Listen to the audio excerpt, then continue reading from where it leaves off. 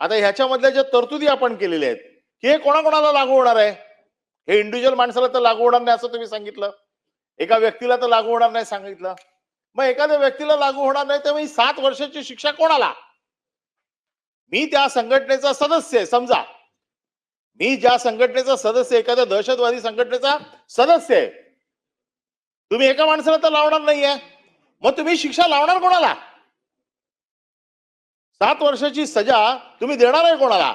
म्हणजे ती सजा तुम्हाला द्यायची असेल तर त्याला तुम्हाला परत युएपीए मध्ये न्यावं लागेल किंवा त्याला परत आयपीसी मध्ये आणावं लागेल आणि आयपीसी आणि युएपीएचा तुम्हाला आधार घेऊनच त्या व्यक्तीला सजा करावी लागेल.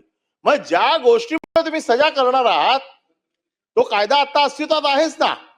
पुन्हा एका बाजूने देशाचे गृहमंत्री म्हणतायत की नक्षलवाद आता संपतोच आहे, नक्षलवाद संपवत आलाय, नक्षलवाद जवळपास संपलाच आहे.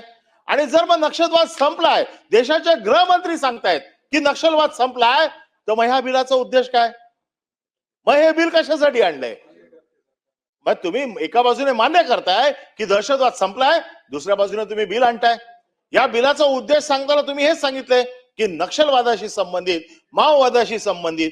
मग तुमचे गृहमंत्री खरं बोलतायत का? तुम्ही इकडे आणलेल्या बिलाचा आम्हाला विचार करावा लागेल की हे बिल खरं आहे का खोटं आहे, का राजकीय हेतूने प्रेरित आहे?